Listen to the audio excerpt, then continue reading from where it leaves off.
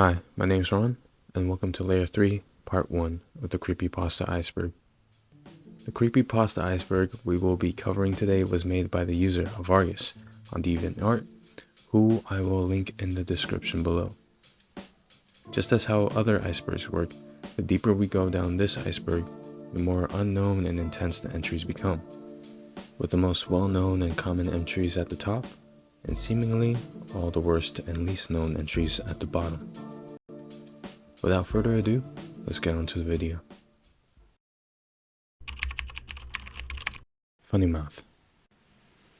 A user named Lemon Lime Skull on a chat room website yearns for engagement in his chat room, named Refers Sales.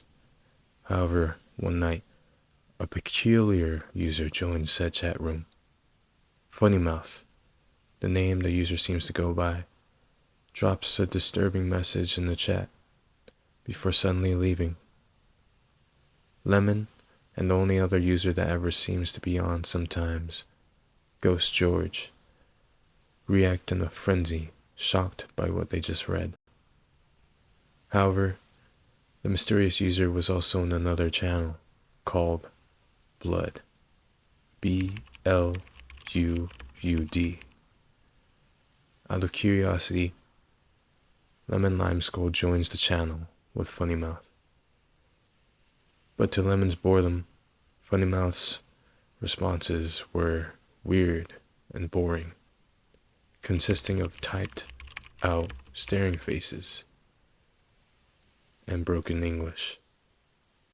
Lemon was irritated by the user and just left the channel, returning to his main chat room, Reverse Sales, telling Ghost George of his weird interaction, thinking that it was the last they'll ever see of Funnymouth, ever again.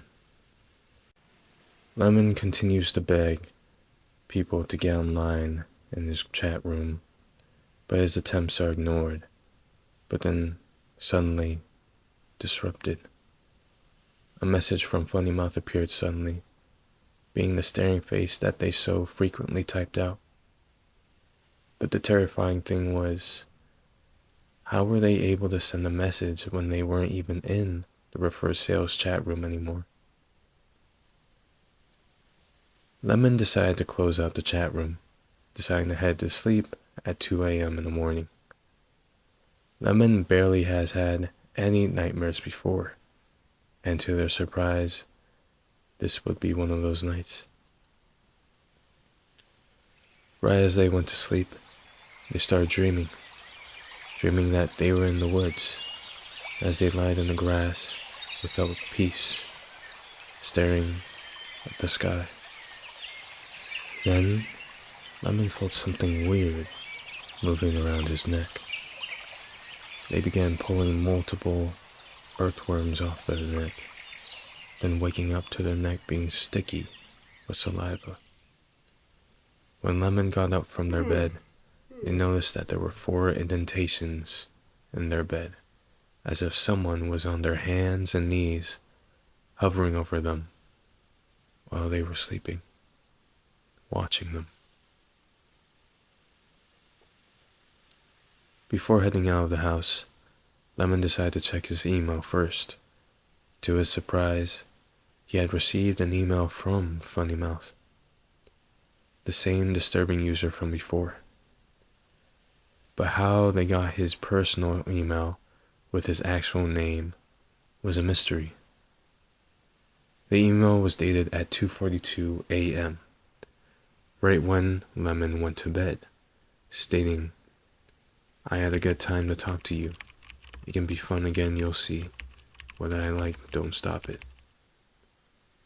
Lemon tells him off, not wanting them to email him anymore, but Funnymouth responds quickly saying, "Come on, don't be so sad about it. I know you can like it. We will have fun a lot of the time. It's okay even." Lemon blocked him right after reading this message, having no room for games. Later in the day, Lemon gets an email from Ghost George saying that the Refer Sales chat room hasn't been working and wants Lemon to check on it as soon as possible. To his dismay, when Lemon tries getting on the chat room, he is redirected to a site named Blood, with a giant pixelated face with a messed up tongue. Lemon tells George about the site and questions if George gave out his email, but George was never redirected. All he saw was a 404 page, and he told Lemon he would never give his email to anyone. Ever. Out of paranoia, Lemon decided to check if everything was fine on his computer, but as he was checking, he noticed that the pixelated image wasn't actually pixelated at all. It was made up of all small, repeated text. The word funnymouth, over and over and over and over. Lemon decided to unblock funnymouth on his email to send him every single threat, insult, and curse in the world, but stopped and realized funnymouth had been spamming him with a barrage of nonsensical messages already. Trying to be the bigger man, Lemon sends an apology email, acknowledging that there may have been some sort of language barrier between them, wanting them to know that they didn't insult them in any way, and wanted them to fix their chat room. But all funnymouth responded with was... Lemon bursted with anger. It was almost an eternity before he was able to go to sleep. When he did, however, another dream occurred. Same setting as the previous one, peaceful and beautiful. But when Lemon sat down this time, there were no worms. Fingers wrapped around his neck, 4 of them, then starting to grip harder with the pressure building up, until a pop sound. Lemon woke up abruptly from a nightmare and decided to go to the bathroom. He could only stare in horror at the sight. In the bathroom mirror, he saw his jaw had been broken, hanging loose around his neck with his tongue slinging out, just like the face from the website. And as he continued to stare, he went utterly insane. The story ends off in the chat room that started it all. Lemon joins back into refer sales, but drops the message. I see your handsome face. Don't be so sad about it. Smiley face. When George asks where he has been, he is only met with one single message.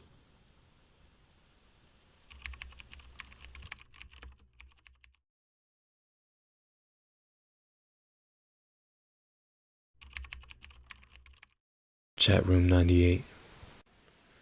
David Argentino, 16-year-old, is writing from St. Anne's Hospital in North London, detailing a disturbing incident that led to his current state.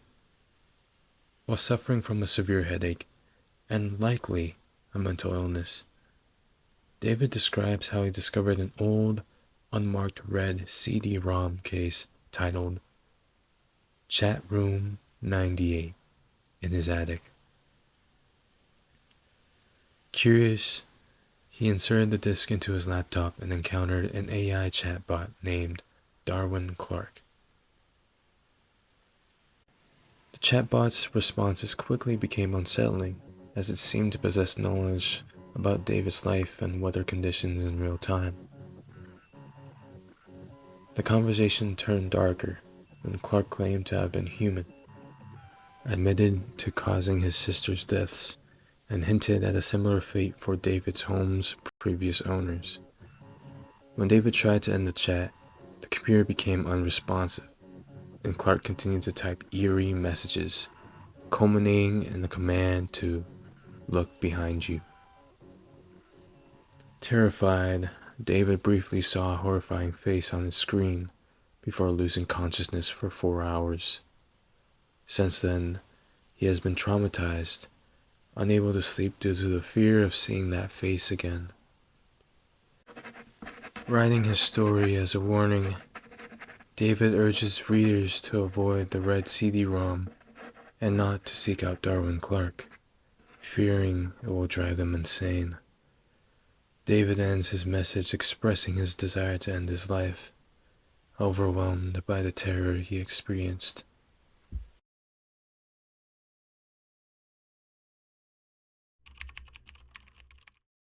On the bus. In 1975, the narrator's best friend, James Wade, disappeared mysteriously. James, 13 years old, went to bed one night and was gone the next morning, with no signs of a break-in or struggle. The night before his disappearance, James told the narrator about waking up to an eerie silence and hearing a strange, honking school bus outside his house. The old, dilapidated yellow bus, with its unsettling appearance and tortured horn sound, filled James with inexplicable dread. James watched the bus from his window, but when it stopped and honked outside his house, he became terrified and hid under his sheets. The next day at school, James was visibly rattled, distressed, repeating that he shouldn't have looked at the bus. That night, James vanished without trace. Years later, the narrator, now in his 50s, still has nightmares about the incident, often seeing James on the back window of the bus, unchanged by time. Though he rationalizes that the bus might have had nothing to do with James' disappearance, he shared an embellished version of the story with his own children as a cautionary tale. He warned them never to look out the window if they heard a honking bus at night, hoping to protect them from the same fate that befell his friend.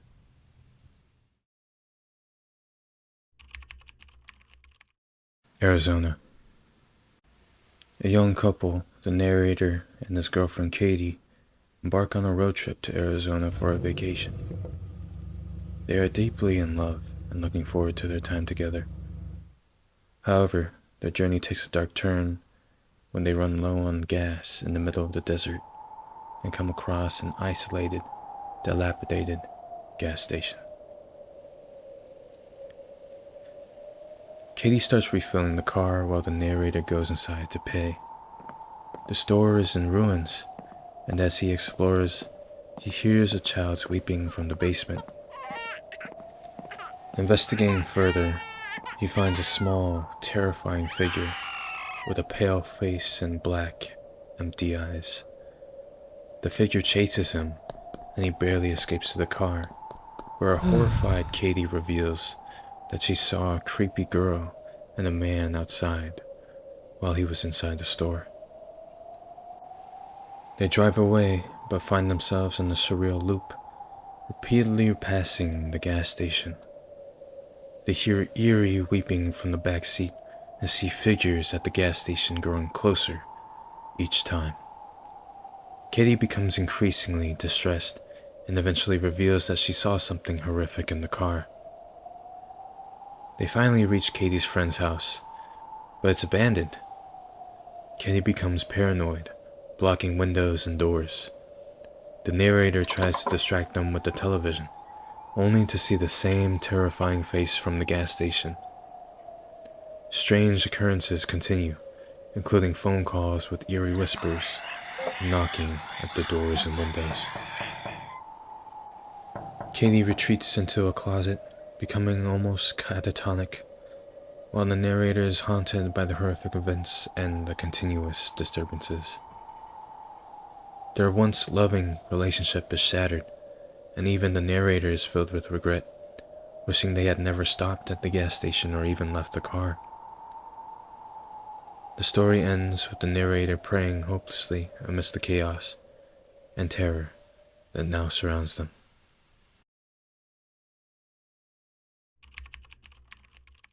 The Theater. The Theater is an old game that many say doesn't even exist. It was released around the same time as the original Doom game in 1993, and your only chance of actually finding the game would be a crappy bootleg CD-ROMs. And even then, your chances are still slim to none. Legitimate copies back in the day had a blank cover with a character in the center, known as the Ticket Taker. He was poorly drawn, pixelated to shit, and was a bald Caucasian man with large red lips, wearing a red vest over a white t-shirt and black pants. His face is expressionless, however, according to myth, his face will become angry if the disc is smashed.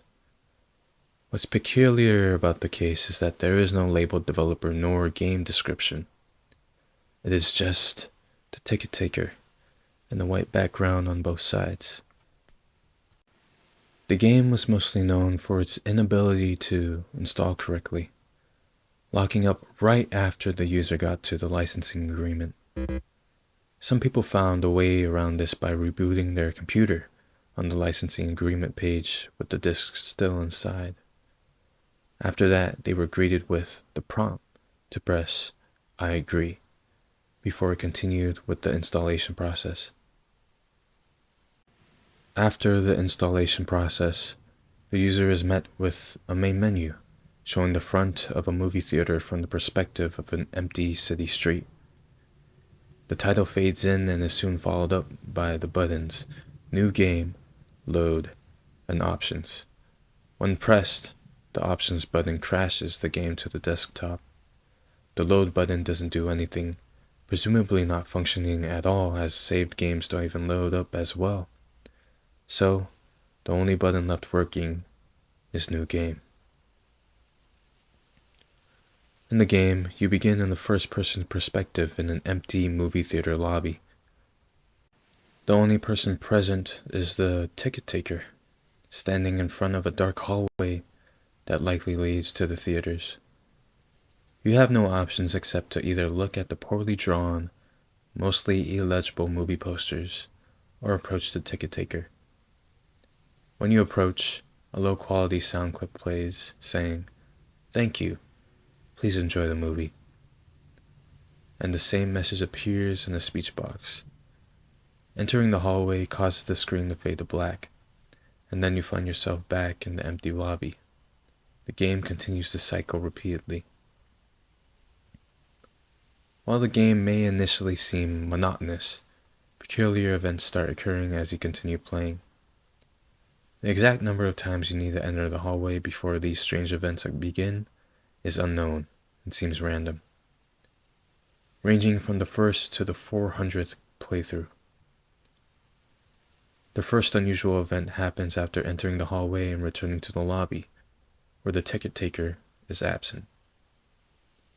The player can only walk into the dark hallway again, but this time, the screen stays dark while the player's footsteps are audible. Players report feeling extremely uncomfortable, anticipating something terrible. Eventually, they encounter a sprite dubbed the Swirly-Head Man, a figure resembling the Ticket Taker but with a swirl for a face. This sight causes players to feel paralyzed with fear. The Swirly-Head Man stands still initially, but then a piercing screech accompanies the game glitching out for a few minutes before the player is abruptly returned to the lobby, with everything seemingly back to normal. During the next few hallway cycles, some players briefly saw the Swirly-Head Man in the corner of their screens, accompanied by a yelp sound. Eventually, the player sees the Ticket Taker pacing with a static sprite simulating a worried expression. The movie posters may change to images of the Swirly-Head Man, prompting players to quickly approach the Ticket Taker. A different low-quality sound clip plays, and the speech box contains corrupted characters. It is believed the Ticket Taker warns, "Never reach the other levels." The screen fades out again, and upon returning to the lobby, the Ticket Taker is absent, and the hallway is blocked by a brick wall sprite. Touching the wall crashes the game. The nature of the other levels and the reason for the swirly-head man's terrifying effect remain unknown, as all original copies of the game have been lost or destroyed. Disturbingly, all original players claim to occasionally glimpse the swirly-head man out of the corner of their eyes.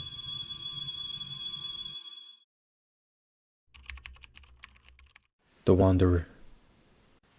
In the 90s, it was said a girl had terminated herself after viewing an image that was posted to an old news group. In the image, a figure stood in the middle of a lonely, barren road. Some said it was a woman, but it was hard to tell since the figure seemed transparent to the point where the legs were barely visible. An unknown light source illuminated the figure coming from the direction of the camera. The figure's facial features couldn't be made out, but its long, bony appendages flailed in the wind, almost resembling a spider's legs. Those who have seen the image or know of the figure's existence refer to it as the Wanderer. The figure's first victim was in 1996. Jane, just a college girl visiting her family during the holiday season. She had an interest in the paranormal and just so happened to see the Wanderer image on the news group, along with the message, "Do you see me? I can see you too." Dozens of others thought nothing of it, while others complained of getting headaches after seeing the image. However, it was different for Jane. According to her family, she suffered countless nightmares the nights after she witnessed the image. Jane personally claimed that she would see the Wanderer outside her window, scraping the glass with its spider-like appendages, standing and staring at her. She would be unable to move, as if she was under sleep paralysis, and even when closing her eyes, she could still see it. Jane started seeing the Wanderer even in her waking life, and was convinced the entity was following. Her family reassured her that Wanderer wasn't real, but feared for her sanity as her condition got worse. Jane started going to extreme lengths to stay up at night. It first started with caffeine, but then evolved to cutting various parts of herself and screaming all throughout the night. She was convinced that if she ever slept again, the Wanderer would take her. One day, Jane wouldn't answer from her room. Jane's mother went inside. At first, it seemed as though she wasn't there at all, until the closet. Opening the closet revealed Jane, sitting and curled in the corner, with her throat slit open and holding a blood-stained note with the message, "It can't have me now." Through the rest of the 90s, there were many others like Jane, either going missing or terminating themselves after viewing the Wanderer image. After the 90s, the narrator attempted to locate the image again, but it has supposedly disappeared out of thin air.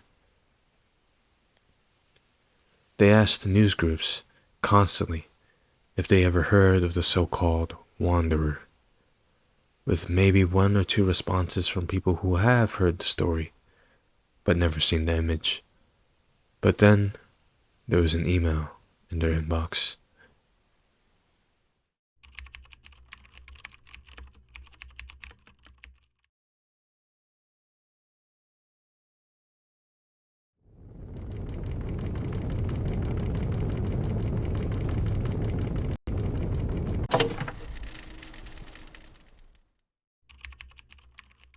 Stubb's Clubhouse.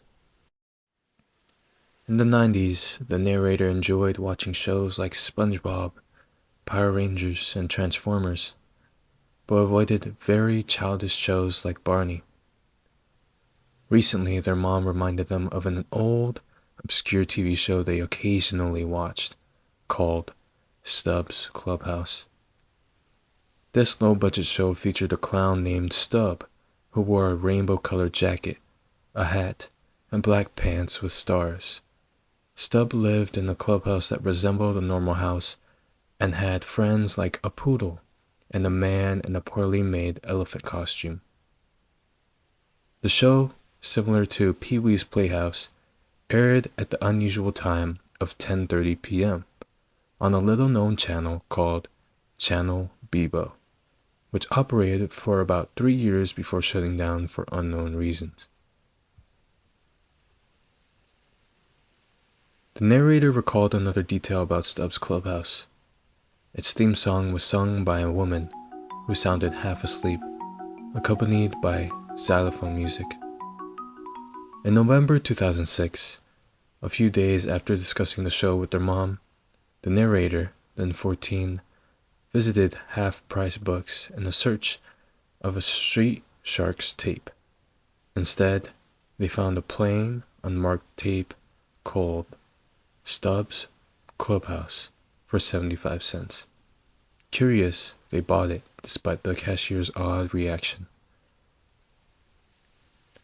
Back home, the narrator played the tape for their 6-year-old sister, Emily. The episode began with Stubb introducing himself and leading a group of children to a playground that looked identical to the one in their neighborhood. Shockingly, the children in the video matched the children playing outside at that very moment. One child even mimicked holding Stubb's hand, despite no one being there. Disturbed, the narrator ejected and discarded the tape. The next day, Emily reported seeing Stubb following their car in a black van, though their mom saw nothing. That night, against better judgment, the narrator retrieved the tape and watched the second episode. This time, the theme song was distorted, and Stubb stared motionlessly at the camera for 20 minutes straight, occasionally cracking his neck. The episode ended with Stubb revealing pitch-black eyes, followed by a sudden cut to a picture of the narrator's house. Terrified, the narrator hid the tape in a drawer. Unable to sleep, the narrator spent the night in the kitchen. The next day passed without incident, but that night, the narrator found themselves compelled to watch that final episode. The opening had changed drastically, featuring loud banging and a demonic voice. In the episode, Stubb sat at a table with children and, using a carving knife, began slicing a girl's arm while asking how she felt. The girl screamed in agony and blood poured from her arm, but the other children watched calmly, stone-faced. The gruesome scene ended with Stubb laughing, and the tape cut to the live footage of Emily's room, where Stubb stood over her with his black eyes, proceeding to stare straight at the camera.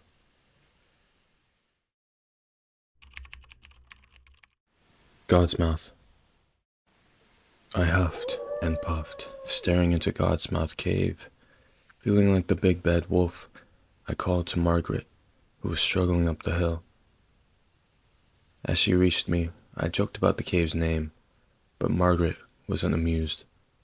She took the water bottle I offered, and we prepared to enter the dark, foreboding cave. Inside, the darkness was overwhelming, and the terrain was damp and rocky. Despite the jagged formations, I found the cave oddly comfortable. But Margaret shivered beside me. After some lighthearted attempts to lift the mood, she expressed her frustration, reminding me that she preferred a beach vacation. I realized she felt dragged into my spelunking obsession and worried about the legality of our adventure. We soon found ourselves disoriented and unable to remember the way out. In an attempt to retrace our steps, we walked for what felt like hours. I led Margaret, feeling guilty for her discomfort. Eventually, I noticed an unusually warm rock and realized we were nearing passage. Panicked, I proposed we turn around, but our path became increasingly cramped. I frantically searched for an exit, feeling along the walls. Margaret's presence seemed to fade, and I heard her screams from beyond the rock wall. Trapped, I realized there was no way out, only enclosing walls. Hours passed as I awaited the inevitable, with the cave's walls pressing in. My flashlight dimmed, revealing a hand with red-painted nails, the last grim sign of the cave's deadly nature. I screamed in agony as the cave closed in, realizing we were God's mouth's latest victims.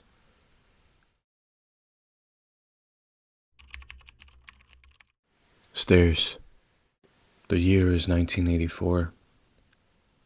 Alone in a 2-story house, an old widow lived, immobile, and bound to a wheelchair, and needed the services of a caretaker who would visit her daily and aid her in her everyday life. The only thing that connected the 2 stories was an old staircase, meaning the caretaker had to carry the lady whenever she needed to get up or down the stairs, like a little infant in her arms. However, the police received a call from the house one day. There had supposedly been a murder. The murderer apparently fled the scene, and with police units being scarce at the time, only one detective was sent to investigate the old widow's house. When the detective arrived, he witnessed the caretaker's body sprawled on the first floor, with her vocal cords ripped out, laying in a pool of blood. The widow sat atop the staircase on her wheelchair, silent, seemingly in shock. The detective noted that the murder was similar to what happened to her husband years ago, who had been suffocated in his slumber on the couch downstairs. The detective immediately ruled her out, due to her inability to move between floors, and so got to work. Scoping the entire first floor for clues, the detective put on a set of gloves, took photos, and swabbed for evidence, covering the caretaker's body until the coroner arrived. The detective asked to investigate the second floor, but the old widow was hesitant. However, she ultimately allowed him up. There were 3 closed doors, the first being the bedroom, nothing. The second being the bathroom, again, nothing. The third room looked normal. A bed, a wardrobe, and a bedside table with a lamp atop of it. But something was peculiar. There was no phone. With the sudden realization, the detective slowly reached for his gun, but then suddenly heard a noise at the stairs. Withdrawing his gun and coming out of the room, all he saw was an empty wheelchair atop the stairs, with the old widow nowhere in sight. The Pastel Man. In 1997, the narrator encounters the Pastel Man, a creature with pale blue skin and large pink eyes, when their father has had a stroke. As the father lies unconscious, the Pastel Man offers a deal. He can save the father's life, but someone else must die in his place. Shocked and desperate, the narrator reluctantly agrees and names Walter Flanagan, a school bully who has tormented him. The Pastel Man forces an insect into the father's mouth, ensuring his recovery, and instructs the narrator to summon it by name when they are alone with Walter. The creature warns that if the deal isn't completed by sunrise, the narrator will die instead. After the father is taken to the ICU, the narrator rushes to find Walter at a party. Concerned he might miss his chance, he is relieved to see Walter drunkenly leave the party. giving him the opportunity to fulfill the dreadful bargain. The protagonist follows a drunk Walter, knowing he must ensure Walter's death by sunrise to fulfill his deal with the Pastel Man. Despite his guilt, he forces himself to go through with it, for his father's sake. Walter's truck crashes, and the protagonist confronts him. When the Pastel Man doesn't immediately appear, the protagonist questions his sanity. But the creature soon materializes. It gruesomely kills Walter while the protagonist is forced to watch, fulfilling the deal. Walter's death is later ruled a drunk driving accident. Years later, the Pastel Man returns when the protagonist's wife and son are in a car accident. His wife dies, but the Pastel Man offers to save his son if the protagonist chooses a new victim. The Pastel Man suggests the drunk driver who caused the accident. The protagonist, haunted by his past decision, agrees. However, upon seeing the driver as a young boy, he can't go through with it and leaves. His son recovers, but the protagonist knows the Pastel Man will come for him next. He accepts his fate, finding solace in the knowledge that his son will be cared for by his aunt and will grow up without the shadow of his father's guilt. The story ends with the protagonist's acceptance of his impending death and the hope for his soul's redemption, with his last words being, "One must die, so another shall live." That's what the Pastel Man said. Borrasca. The story behind this one is quite a long one, so I will link it in the description below. However, I will provide a short synopsis and background of the story. Borrasca, a creepypasta by Klingel, also known as CK Walker, was first published on Reddit's No Sleep subreddit in July 2015. The story follows a boy named Sam who moves to the town of Dymerski, where rumors circulate about forest creatures called skinned men. When Sam's sister Whitney and many other women in the town go missing, Sam and his friends embark on a quest 5 years later to uncover the truth behind these disappearances. A truth far worse than monsters or men.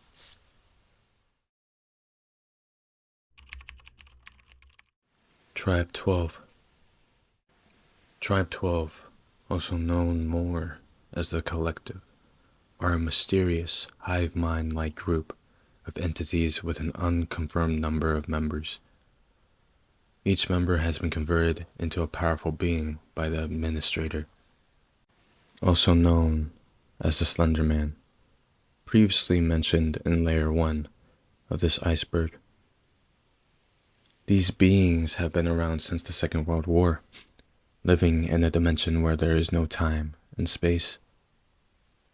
The group is named after a journal written by Sebastian Cross, a World War II soldier, who wrote about an event that seemingly holds highly damaging information against the Collective and its leader. The one in current possession of the journal is Carl Maxwell, Noah's grandfather. In order to retrieve the journal, the group uses close friends or relatives of Noah as vessels, who is the main protagonist of the Tribetwelve series as seen on YouTube. The prominent members of the group as of right now are the Slender Man, the Observer, Deadhead, Firebrand, Mr. Scars, Cursor, Swain, and Persilis.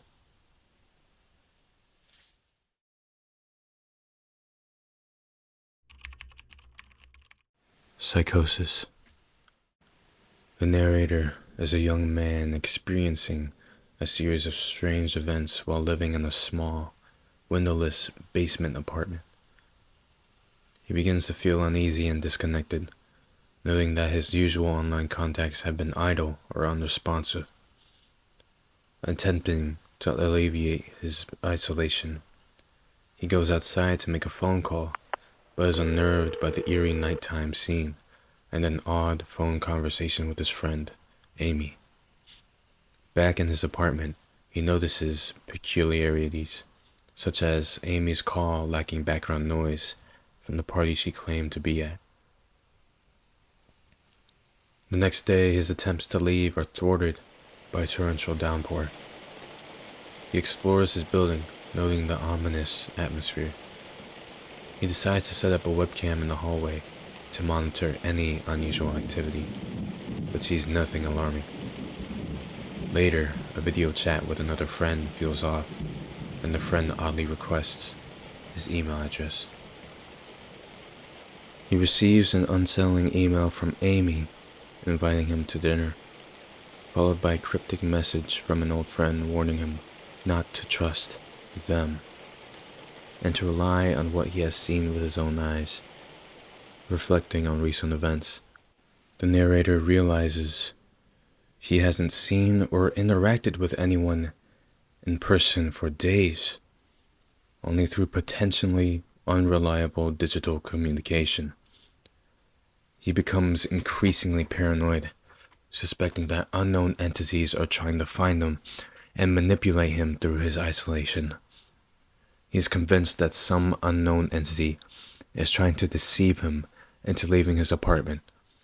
His fear of this entity has led him to isolate himself completely, cutting off all electronic communication and refusing to leave his room. He frantically tries to contact friends and even uses a hidden camera to verify the identity of his best friend Amy, who comes to his door. However, when Amy mentions a shared memory, John realizes the entity might have accessed this information through his webcam. Terrified, he retreats further into his paranoia.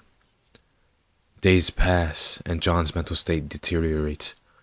He receives a visit from people claiming to be Amy, policemen, and a psychiatrist, telling him he is suffering from psychosis due to a suggestive email. They urge him to come out, but John is convinced it's another trick. He questions the reality of everything, including his own senses, and destroys all electronic devices in his apartment. When people try to force the door open, he becomes hysterical, believing they are not real humans. None of them are. Eventually, John is taken to a padded cell, now blind and fully convinced the entity has captured him.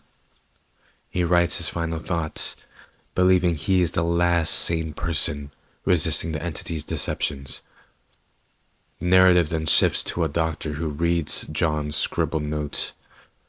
This doctor, controlled by the same entity, inwardly admires John's resolve, but outwardly continues the deception, trapped himself by the entity's manipulations. In the end, John's determination is betrayed as futile, as both he and the doctor are prisoners of the entity with no escape from the deceptive nightmare.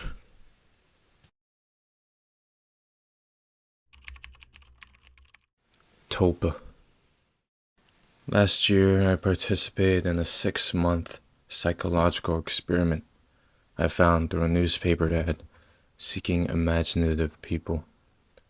The task was simple: stay in a room with sensors attached to my head and visualize a double of myself, called a Tulpa. Initially, it was difficult to maintain the Tulpa's presence, but by the 4th day, I managed to keep it present for 6 hours straight. As the experiment progressed, they introduced distractions like unsettling music, but I adapted. I even started interacting with my Tulpa, which led to some eerie moments when it corrected my memories. The researchers explained that my Tulpa was accessing my subconscious, which I found fascinating. I began visualizing my Tulpa outside the research center, treating it like an invisible friend. It was helpful, pointing out social cues I missed and recalling forgotten knowledge. By the 4th month, my Tulpa was constantly with me. This led to social withdrawal, as I found people confusing and preferred the clarity my Tulpa provided. One evening, a friend confronted me about my isolation. My Tulpa urged me to hit him, and I did, resulting in a brutal fight. I realized that it was my Tulpa's anger, not mine, that drove me. The researchers dismissed my concerns, insisting I couldn't be afraid of my own imagination. However, my Tulpa grew more sinister than ever. It became taller, more menacing, and harder to banish. I decided to stop visualizing it, but the researchers noticed and restrained me, pumping me with drugs to keep me disoriented. My Tulpa's appearances became terrifyingly real, causing delusions and even physical pain.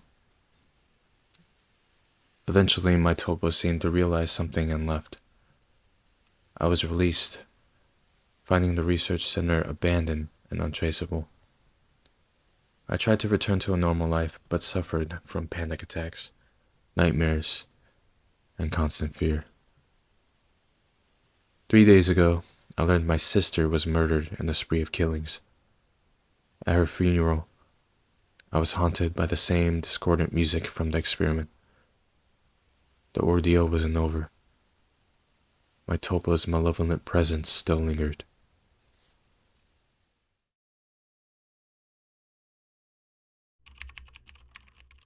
Liars.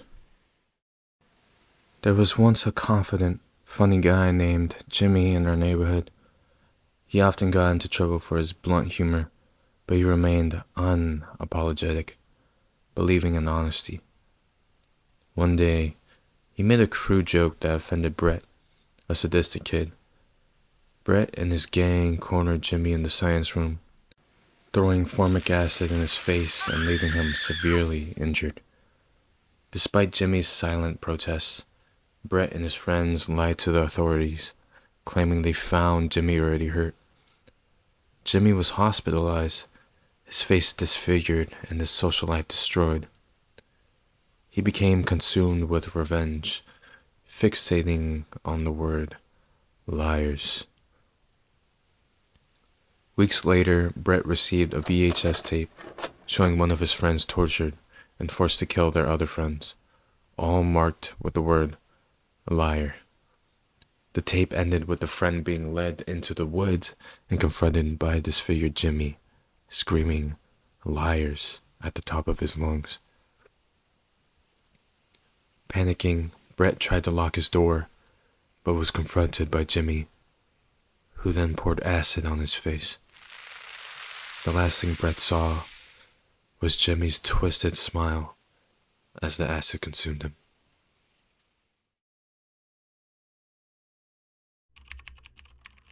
Where bad kids go. I must have been 6 or 7 when I lived in Lebanon. The country was ravaged by war at the time, and murders were common and frequent. I remember during a particularly vicious era when the bombings rarely stopped. I would stay at home sitting in front of my television, watching a very, very strange show. It was a kids' TV show that lasted about 30 minutes and contained strange and sinister images. To this day, I believe it was a thinly veiled attempt on the part of the media to use scare tactics to keep kids in place. Because the moral of every episode revolved around very uptight ideologies. Stuff like, bad kids stay up late, bad kids have their hands under the covers when they sleep, and bad kids steal food from the fridge at night. It was really weird, and in Arabic to top it off. I didn't understand much of it. For the most part, the images were very graphic and comprehensive. The thing that stuck with me the most, however, was the closing scene. It remained much the same in every episode. The camera would zoom in on an old, rusted closed door. As it got closer to the door, Strange and sometimes even agonizing screams would become more audible. It was extremely frightening, especially for children's programming. Then, text would appear on screen in Arabic reading. That's where bad kids go. Eventually, both the image and the sound would fade out, and that would be the end of the episode. About 15 or 16 years later, I became a journalistic photographer. That show had been in my mind all my life, popping up in my thoughts sporadically. Eventually, I had enough and decided to do some research. I finally managed to uncover the location of the studio where much of that channel's programming had been recorded. Upon further research and eventually traveling on site, I found out it was now desolate and had been abandoned after the war ended. I entered the building with my camera.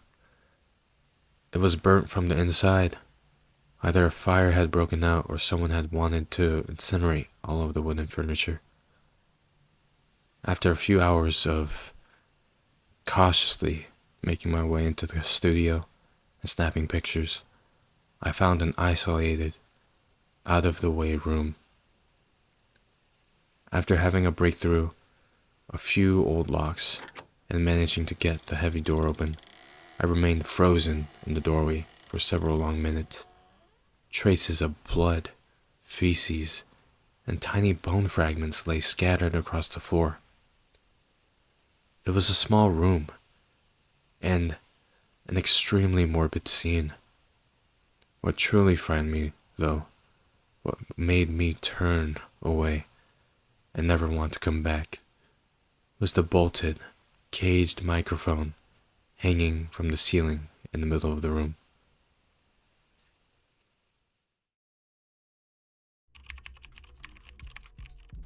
Hope you guys enjoyed that vid. I tried a new approach this video compared to my previous two videos, and I hope it went well. I tried going for like a more narrative, like environmental experience rather than just giving like a brief summary of the creepypasta. If you guys enjoyed this type of format, please let me know in the comments below. I really enjoyed doing this type of video compared to the previous two. I feel like the previous two were kind of a bit lackluster, in my opinion, a bit boring when it came to me telling the stories. But I think with this format, it could be way more interesting and more engaging. And yeah, I'll try to pump out the next part of this layer as soon as possible. Give me like 2-3 weeks. Other than that, I hope you all have a wonderful day. I hope you all are having a wonderful day. And with all that in the way, yeah, see you in the next one.